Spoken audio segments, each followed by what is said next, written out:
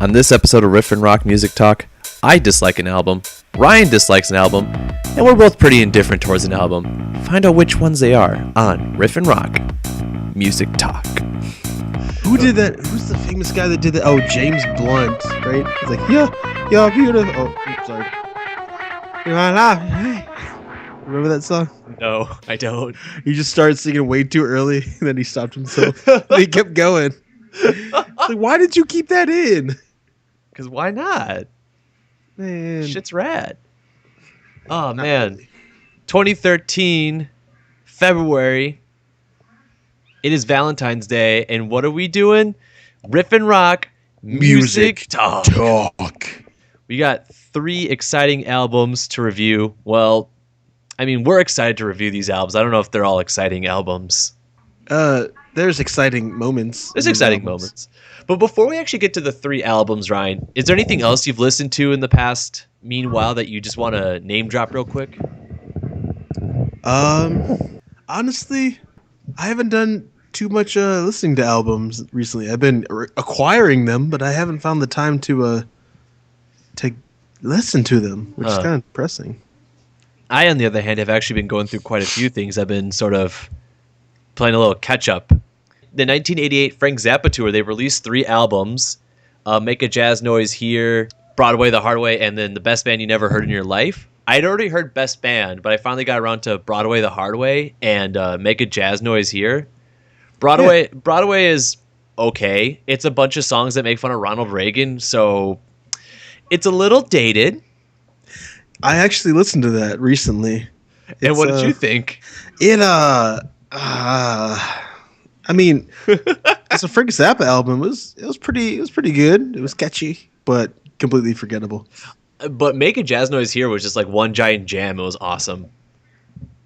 I have to listen to that one. That one's definitely worth watching. I also listened to another album that came out actually last year by Bobby Womack.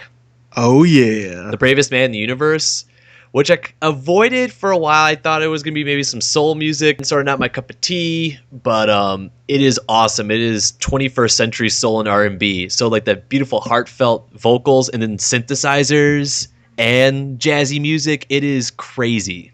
Ooh. It is so weird. Did a gospel choir show up out of nowhere? I think there was some like gospel choiriness too, and then like synthesizers on top of it. Hooray. Yeah, it's totally bizarre, but awesome. You heard it here first, listeners. Pick up that album that came out a year ago. Yeah. Whatever the name of that album was. The Bravest Man in the Universe by Bobby Womack. That is about as good of a review I can do for it. It's really fucking awesome. Oh, well, I'll listen to it. Yes. But so we we have some work to do tonight. We certainly do. That's one way of putting it. Which album do you want to deconstruct first? Oh God, this is a tough call. To be honest, let's talk about Bad Religion first, just so I can get it over with. Because, to be fair, I don't remember anything. Yeah, I agree.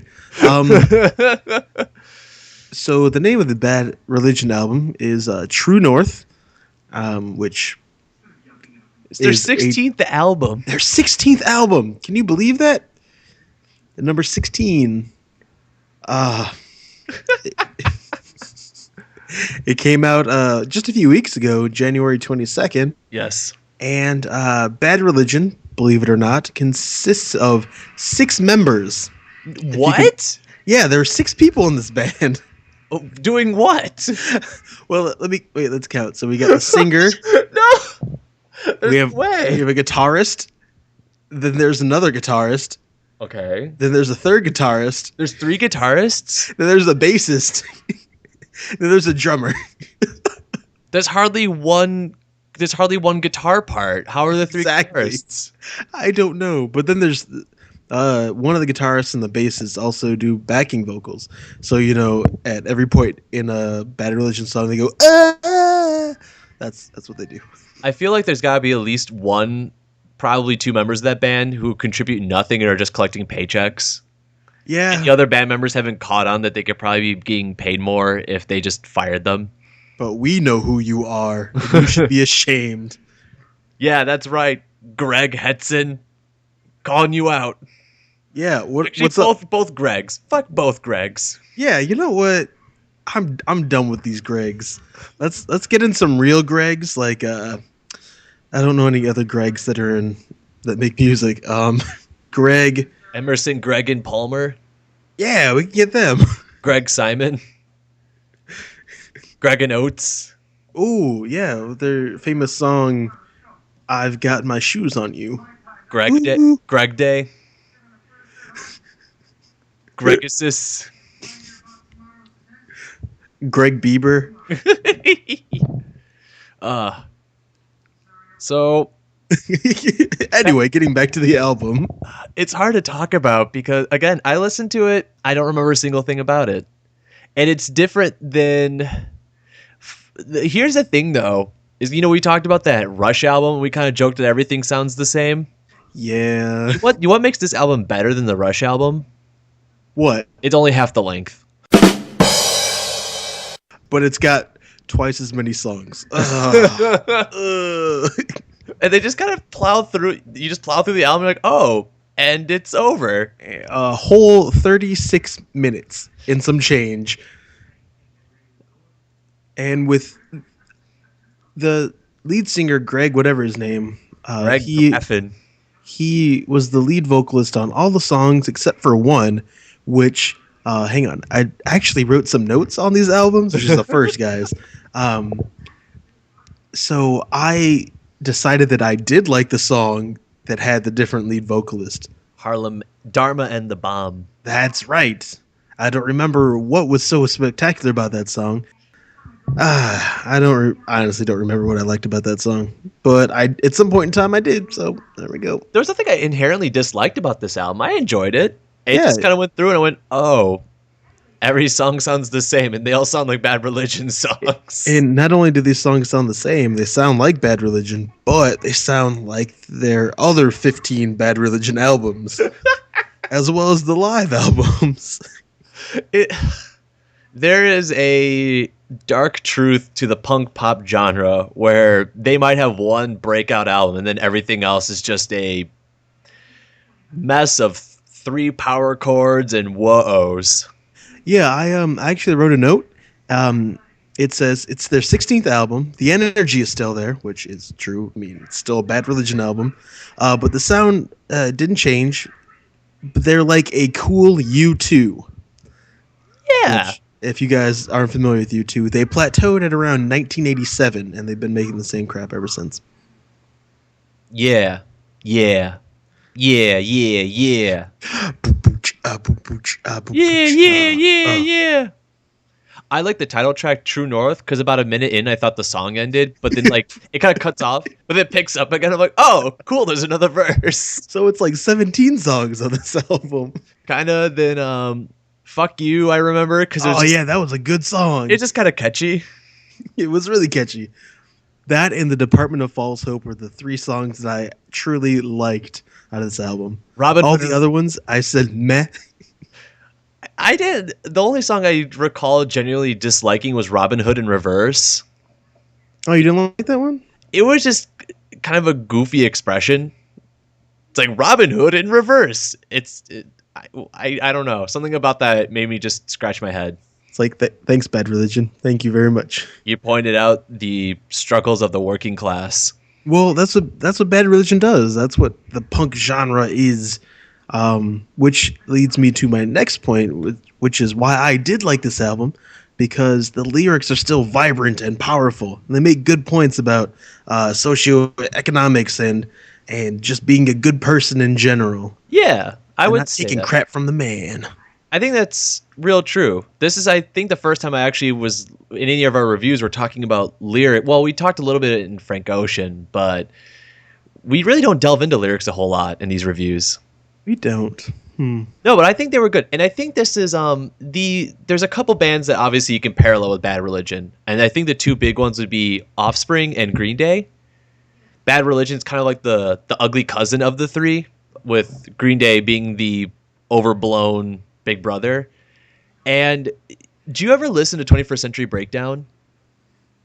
I have not. I listened to chunks of it.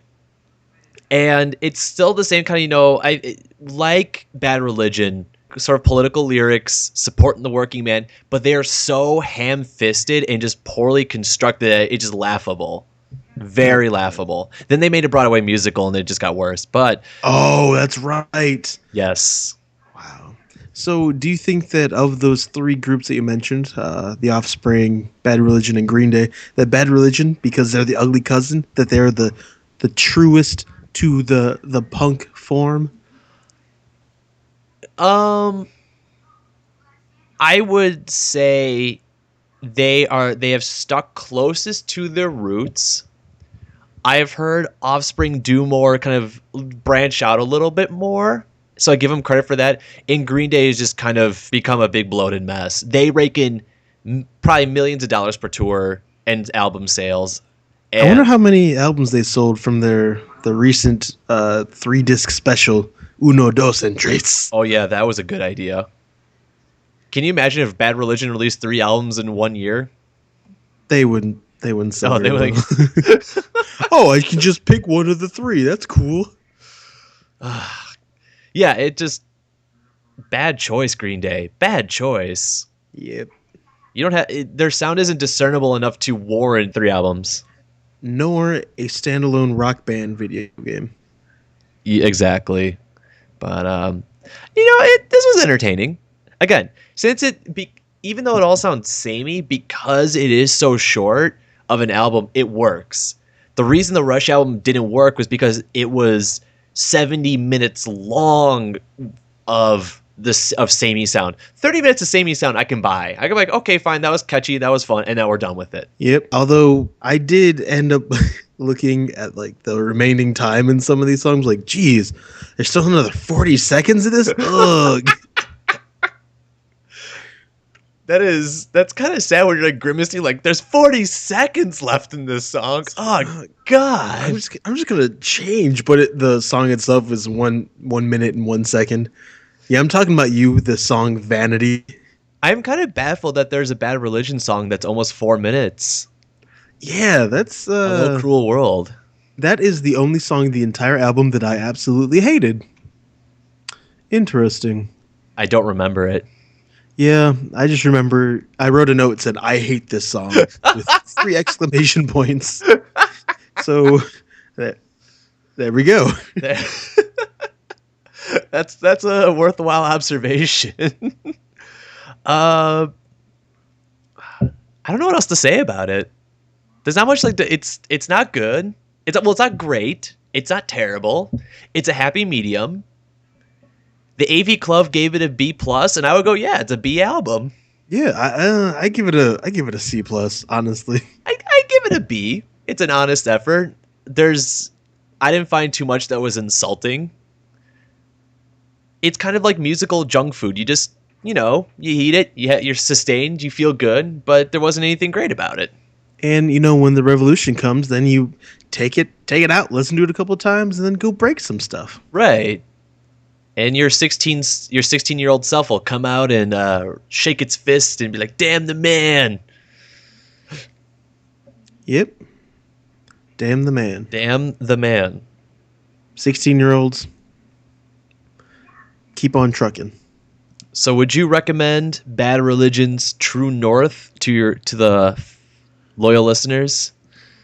Because it's like an hors d'oeuvre version of an album, because of its petiteness, I would recommend it because it's 36 minutes. Just listen to it.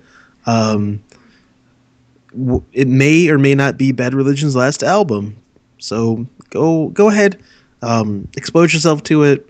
If you've never listened to Bad Religion, now's a great time to pick it up.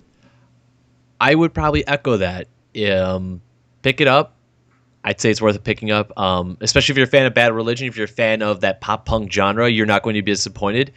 However, if you've never listened to a Bad Religion album, I would say don't start here. Start off with Stranger Than Fiction, which was a 1994 album, which was only their 8th studio release. So it was at the halfway point between then and now, which I feel it's a little bit more of a varied album, a little bit of a better listen to. But Again, Yeah. if you're into this kind of music, you're not going to be disappointed. And yeah, it's 36 minutes. You could waste 36 minutes doing much worse things. I agree. Yeah, and if you're already into punk, then you've probably already picked it up. You've probably been waiting for 2 whole years to listen to Bad Religion. You've been hitting refresh on the Pirate Bay to wait for the leak. Or standing outside of CD record stores waiting for them to open. Sam Goody or Tower Records, perhaps. Because I strongly support paying for music. I do too. Alex does as well. I'll have you know, I went 4 years without going to the Pirate Bay for whatever reason. Staying strong. I got a patch on my arm and everything. I applaud you. So Ryan, do you want to go to Canada? Why would I want to go to Canada? Well, I recently listened to this album, Girl on Fire, and after listening to some of the tracks, they made me want to go to Canada. Ah, yes. I kind of assumed that this was a Canadian propaganda album. Well, it's I believe it was mostly meant to be poetic, whatever the name is. She wasn't supporting the Canadians. She was merely mocking them. Oh, so and by she, I mean Alicia Keys. Yes. So we are talking about Alicia Keys' Girl on Fire, which came out just the end of 2012. So you may not have picked it up yet. This is a deep album. It's got some nuances that you may not pick up the first time around. Nuances is right. What did you not like this album? No, I thought it was insulting. Really? Yeah. I mean, there's some good tracks. There are some good tracks, and like at the beginning of the album, well, after the piano, whatever the piano intro was, like some of the beats and stuff, I was thinking to myself, wow, there's actually some really catchy beats. They're kind of original sounding, and then things started just to disintegrate really badly as this album progressed. I have to agree with you. Aside from the intro, which my favorite part of Alicia Keys is her piano talents, as well as like her singing when she's playing the piano. Oh, so she is playing the piano. Yeah, she plays the piano. I did not realize that. Come on, man. I didn't know. Honestly, I've never listened actively to an Alicia Keys album or song. If I've heard one, it's been coincidental. Oh, she was talented, but things may have changed. There's still glimmers of her talent. For example, the introduction, the intro song, which is she's playing piano, as well as what was the other song? Limitedless. Wait, let me try that again. Limitedless, which is again her singing with her piano by herself. Maybe there might be some drums or maybe a synth playing every once in a while. But it's a very soft, very beautiful song. I think that's the song. It could be the other one. That could be the dance hall song where she pretends to be Jamaican or Caribbean. That song was embarrassing. That song was confusing. That song was awful. That was the problem, is that there were a couple catchy songs. But then there were just songs that were just shockingly awful. Yeah. Like Not Even the King. That took you didn't like that one? That took a spin on the Humpty Dumpty nursery rhyme? Oh, I wasn't even listening to the words. Yeah, this is one where the words stuck out because they were so stupid. Oh man. This album, I like the music on that song though. The music's okay, but it keeps talking about all the king's horses and all the king's men. Yeah. And Humpty Dumpty can never be put back together again. Well, there we go. Evaluated. It has been. Most of the lyrics are about how all the men she has dated suck and are abusive, Well, and yeah, it's she is super R&B. strong. Yeah, I That's the guess I don't point. get that about R&B. Yeah, if it's not about making babies, it's about, hey, you hurt me and shame on you. And I am stronger now. Yes. I'm a brand new me. Um, Speaking of brand new me, the song "One Thing," which was co-written by none other than former riff and rock music talked about person Frank Ocean. Huh. Yeah, so he helped write that one, which is I wrote down that song was okay, not good.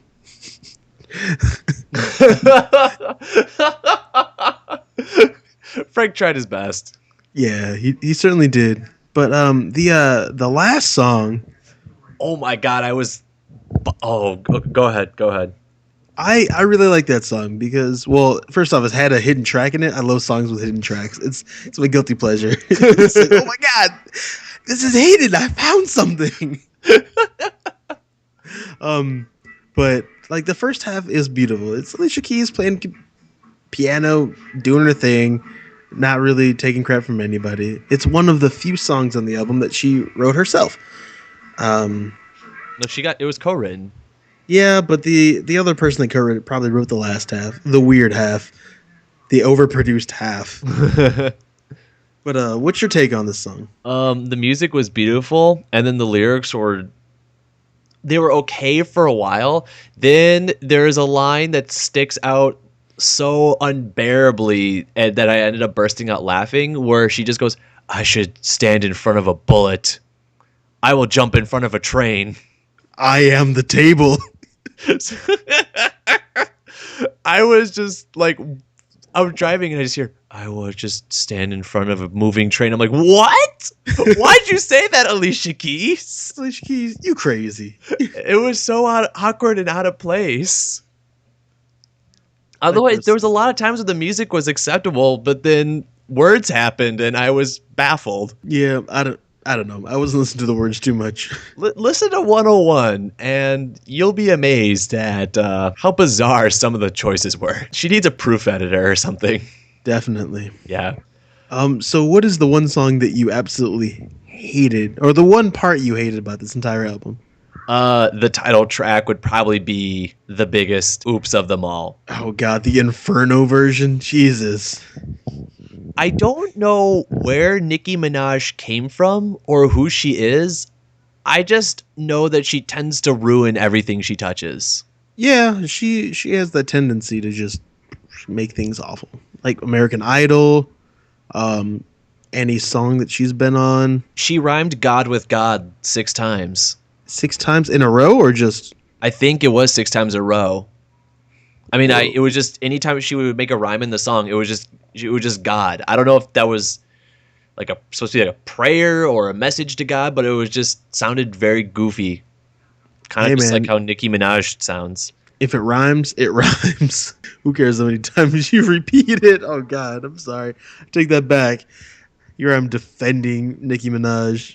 Don't defend her. I won't. You're not being defended, lady. You need to stick up for yourself and stop making terrible music. Although Billy Squire helped write this song, which I don't understand how. Um, who's Billy Squire? He, like in the 70s, 80s, he played guitar and made pop music. He was one of those guys that was like a rocker, kind of like Nick Lowe or Elvis Costello. Oh, Yeah. But anyway, so there is another version of Girl on Fire that's made for the radios, and there's another version made for the dance clubs. there's 3 versions of this song? At least the one made for the radio is by far the dumbest, Is that- because at the end of the choruses, where she's like, "This girl's on fire," she always ends it with the line, "I'm a girl and I'm on fire." After she just said this girl is on fire, 8 times. Well, someone better put her out. Or somebody should write a better song. Or maybe if she stands in front of a moving train, the speed of the train will help her not be on fire. Ah, yes, unlock the imagination of her brain and free her from the chains I'm that looking. Swizz Beats gave to her. I'm looking, and those are the Japanese bonus tracks. Is "Girl on Fire," the two Oh, versions. oh, good. I did not hear either version. I heard the Inferno version.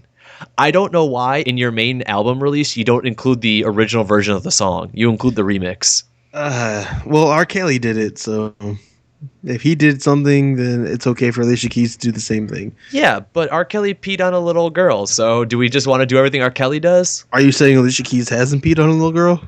I mean, I can't confirm nor deny. Yeah, neither can I, so let's just assume that she did. Alicia Keys, why are you peeing on little girls? Why are you trying to be like R. Kelly? You know he can't read, right? Is this why you want to stand in front of a bullet? Because you can't read. Oh, there was also a mention of her hanging herself in that song too. So I'll kick the chair out. After she talked about being a brand new me and being limitless, she's gonna shoot, be run over, and hang herself. But I think the other half of the song is her saying, "Wait a second, that's really dumb. I'm Alicia Keys. Cause I'm on fire. Ooh, ooh, ooh, ooh." I think "Fire We Make" was that reggae Jamaican song. No, that was the baby making music with Maxwell. I'm like, oh, baby. Oh, that's right. Yeah, that song was passable if you're in the mood for that, Yeah. which I never am. So that song was not passable to me. Sorry. Dear, oh dear. Why are you so emo? Alicia Keys, why are you so emo? Do you want to talk about it? You want to sit down and just hang out? Eat some McDonald's? Listen No? to some Bad Okay. Religion. Yeah, Bad Religion. I could see a duet with Alicia Keys and Bad Religion. It could happen. Oh my God. Oh my God. I'm looking at the personnel and there's like 60 engineers. Ooh, damn. How'd you need this many people? Oh, Dr. Dre was a producer. Hell yeah. Then why is it such a train wreck? Everything he touches is gold.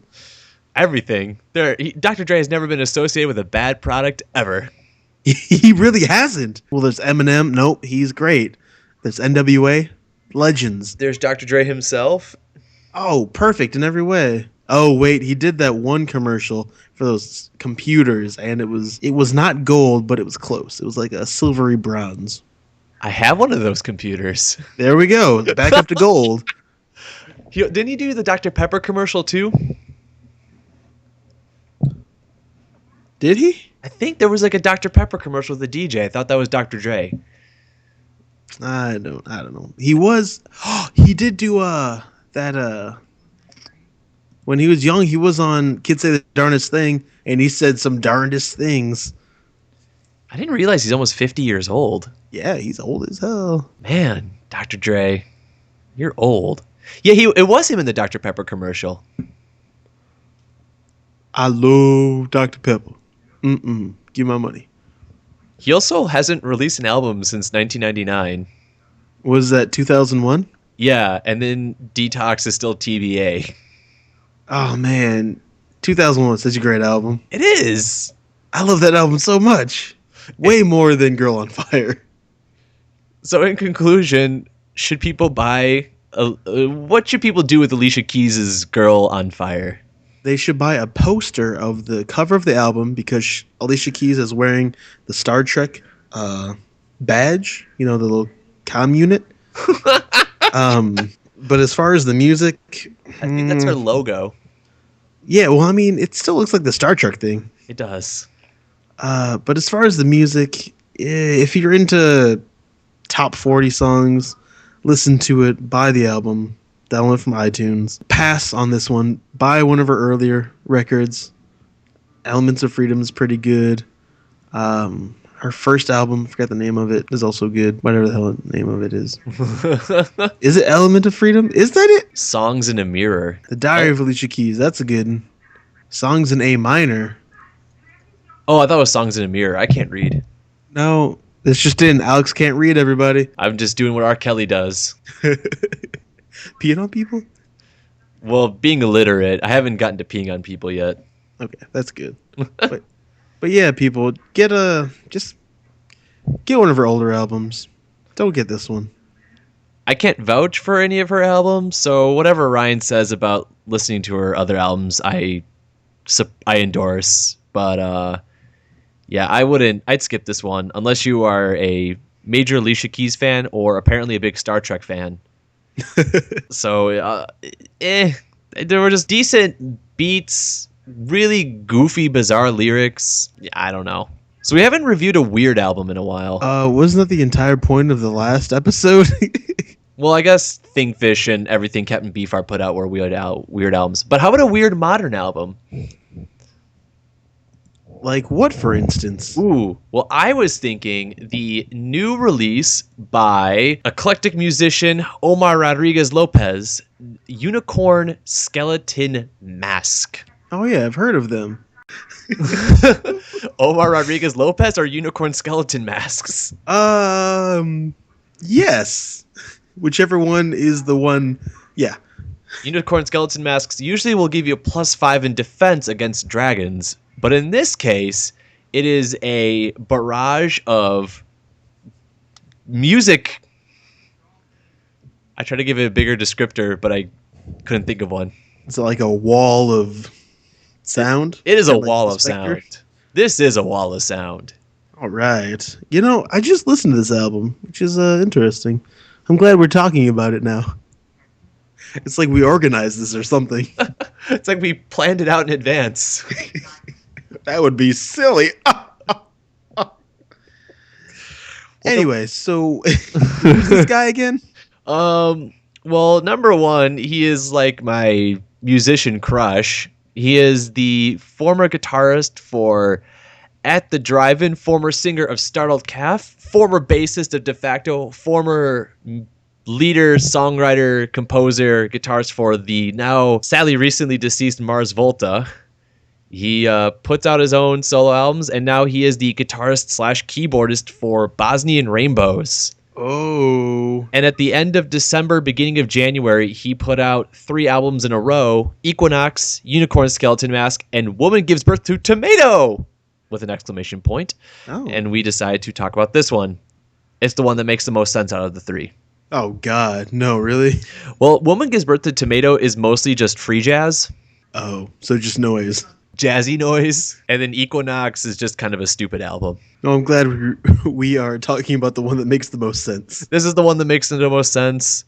The album cover, kind of Omar is doing his best Dolan impression. Stop. And yeah, this album it's a wall of sound, but I liked it. That's not a reassuring sound. I did not like it. I had things I disliked, but okay, no, go ahead. What went wrong for you? No. Should I go first this time? By all means. Okay.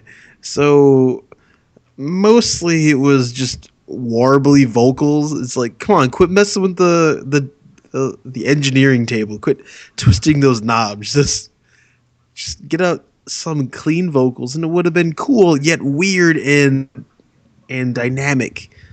And like the random sounds, I did like the I should have written down what they were, but like once in a while there's like a keyboard being smashed or something. It sounded great. But for the most part, it was just Can I get that sound again? But for the most part, it was just. It seemed like the mastermind behind the Mars Volta and At the Drive-In, and as well as other bands, was just trying to be creative. It seemed like he had a writer's or musician's block. He was just trying to, fist his way out of there. Huh. Okay.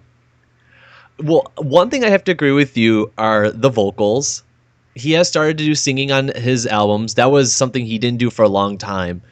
But in 2009, he actually put out his first album where he sang on it to a great extent. Pretty clean vocals, not a lot of effects on it. I mean, a little bit on it, but he doesn't have the greatest singing voice. You know, it works in certain contexts.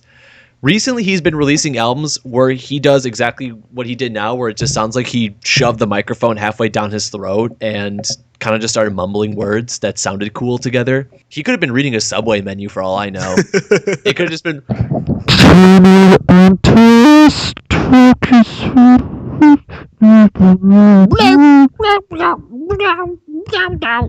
So I will definitely concede that is an acquired taste, the vocals. I got kind of used to them. Not a big fan of every song sounding like that. My only other gripe, too, was the mix on it. It wasn't dynamic, and I like sort of a dynamic mix where you can tell things apart, as we know from my Japan Droids rant. Yes, I remember that. Yes, and this kind of falls victim. I think it comes off a little bit better here. But still, it sounds a little just like a wall of sound. Yeah. So what are some tracks that you did like on this album? Ooh, there were definitely some tracks on here that I liked a lot. There were 3 tracks on this album that came from his 2010 tour. In 2010, he did a tour with what would end up becoming the Mars Volta, like that current lineup, and they played a bunch of like synthesizer-y rock songs. So. Just like rock riffs on top of synth beats and stuff. It was really cool. So there were a couple tracks from that live performance that finally made it onto an album, such as Sea is Rising, Maria Te Canta, which I probably butchered the pronunciation. Bored to Burns was another one from that series, but Bored to Burns wasn't a favorite of mine. But I would say Sea is Rising I liked a lot. Maria Te Canta I liked a lot. Names I really liked. And Storm Shadow were sort of the 4 I'd pick out as the strongest. The other ones, still good in my opinion, not Omar's best, and I think it's an acquired taste for sure. Yeah. I really only liked one track this entire album. And what was that? That was the very last one, Careful Me. It was the clearest of all the songs on the entire album. And it was it sounded like nightmare music, but not the creepy kind of throbbing gristle nightmare music. Just like it was soft and like creeping up on you, and it made me feel like I was being haunted. Huh. And so I liked it. All the other ones didn't impress me, or I absolutely despise them. Yeah, that's nightmare music. Yes, it is. I get why anyone would be annoyed by the vocals on this album. This is not the kind of album I would play in my car with my parents around, because they would just look at me like, what's wrong with you, boy? Please stop. What you doing, Omar? Stop. Yeah. So really, there's nothing else on here that you enjoyed? I wrote a couple notes about the song Remember that it was all right. I kind of liked it. Was everything else just too much of a noisy vocal mess? Like 2 out of the 3 that you mentioned was it Sea is Rising and Maria Te Canta. I checked them down as meh. Those are the only notes I wrote. And then pretty much all the other ones I just wrote never again, never again, never again. Then whatever you do, don't listen to Equinox, because you will. I don't know if you'll make it till the end. Oh god. It's I like from Equinox. I'm just gonna mention real quick. The one song that's worthwhile is "Lovely Rain," because it sounds like Omar wanted to make a disco song, but it's like Omar Rodriguez-Lopez disco. Oh god. And then everything else is completely forgettable and sounds like a total fucking mess. And then Woman Gives Birth to a Tomato is just free jazz. I don't mind free jazz. Yes, and I do listen to Anthony Braxton quite often, and I really liked his free jazz featuring just 5 tubas going at it. That sounds amazing. Yeah, it is. And was there any like structure to that? There was a little bit, and then it kind of disintegrated, but then it came back at the end. Tuba disintegration just sounds great. I will admit that I like the majority of them. To be fair, I'll also admit I have a pretty biased opinion. And they legitimately are just the leftovers of Mars Volta albums. They're like, oh, this is the parts we didn't keep, so I will just smash a bunch of it and make an Omar album. And they get far less attention to detail than Volta albums do in terms of mixing and mastering and production quality. And especially these last couple albums, not just these three, but the ones before it seems like he's gotten progressively lazier and lazier about them. He's like, these kids will buy anything I release. Oh, and then you do. And I've bought every one. The amount of Omar vinyl that sits on my shelf is borderlines on moronic. You do have quite a bit of Omar vinyl. The only three I don't own are the ones that are Despair with Jeremy Michael Ward and with Lydia Lunch, which just can be classified as noise. Oh, that's good. Well, noise and some jazz with Lydia Lunch screaming on top of it. That sounds delightful. Are you aware of Lydia Lunch? I have no idea who he is or she is. She is just an unpleasant woman that hates everything. So she's like Yoko Ono? She's kind of like a shittier Yoko Ono. Ooh. Less screechy, but just more all men are assholes, even though I've slept with every one of them. Oh, okay. It's a very maladaptive. She sounds like a nice lady. She did a cover of Don't Fear the Reaper, and it was very poor quality. She said, Don't Fear the Reaper. Oh, God. That's really unfortunate. Oh, God. Even less fortunate than manatee femur chest plate. So I'm guessing you wouldn't recommend Manticore spinal cord pogo stick? Notepad, burning bush, hydrogen atom. Yeah, I would. Oh, that sounds good. This one is tricky. It depends on what level of music listenership you're on. If you're on level 6, if you are within the realms of the unknown as far as music listening, like you listen to nothing but Tuvian throat singing, yeah, I'd recommend it. Like this will brighten your day. But if you just listen to nothing but AC/DC and I don't know, Queen all day, no, this is gonna make you not like it. You're never going to talk to me again if you start listening to it. I don't want to lose friends. Yeah, I would say with Pegasus chest plate pumpkin pail. Like Yeti Flanges sweater hat? Yeah! Oh, yeah. If you are a fan of Omar albums, you will probably like this one. If you are a fan of the Mars Volta wholeheartedly, if you're a Mars Volta fan that doesn't just love Deloused, I would say give it a listen to dive into Omar's crazy, kooky world. If you do like experimental music, you'll probably like this. However, again, if you tread more on the mainstream, kind of like Ryan said, listen to a little bit more straightforward music.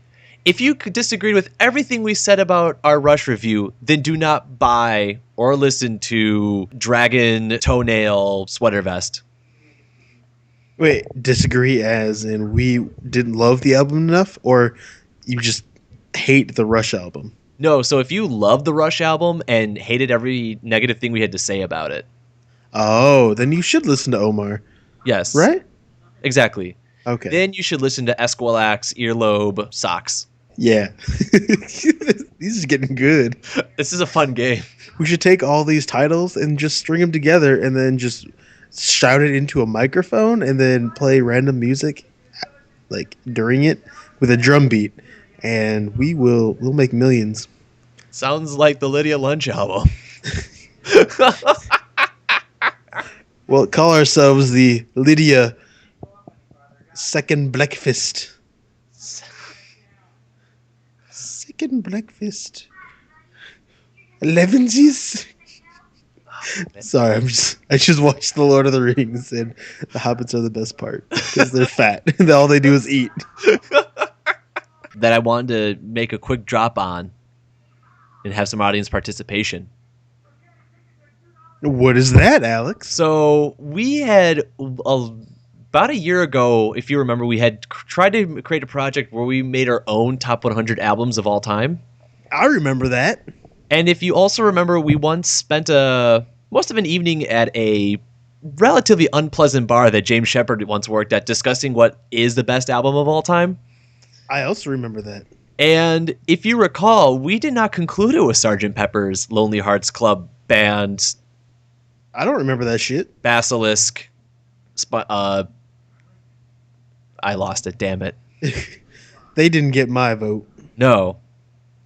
So I thought it'd be interesting to do an episode where it is the people versus Sgt. Pepper's, where we present what any of the viewers suggest, or I guess listeners suggest, and what we suggest what might actually be considered the greatest album of all time. Which one is that? Well, this is going to be up to listeners to make nominees, and we could probably provide our own suggestions as well. I have a couple I would bring up. I don't know if you want me to give the spoiler and bring up my contenders right now. How about you give one, I'll give one. Well, the one contender I would give up immediately would be Paul Simon's Graceland. Ah, yes, a classic. The one that I would give up is I'll let you guys in on. This is Outkast's Stankonia. So we will try to make logical arguments as to why these albums, those two albums, and maybe a couple others, may truly be the new best album of all time, based on the independent judgings of two individuals with very rigid opinions. Very stubborn opinions. Stubborn indeed. But if you, the listener, have other ideas, please post them on our Facebook. Send us smoke signals, a carrier pigeon, or a telegram with what you think would be the greatest album. Not your favorite, but what you think is truly the greatest album that covers all things that make a good album.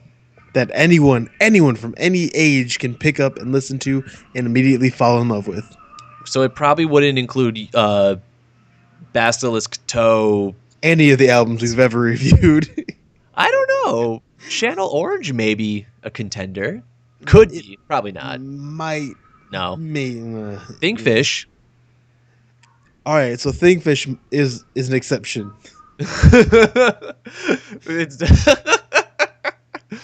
But yeah, feel free to leave us a comment, and we will consider your suggestion, try and give it a listen, and maybe, I don't know if this will be our next episode, but at some point down the line, we will have to, we will be committed to discuss this, so our show can't end until we discuss it. That's true. That can't end. No.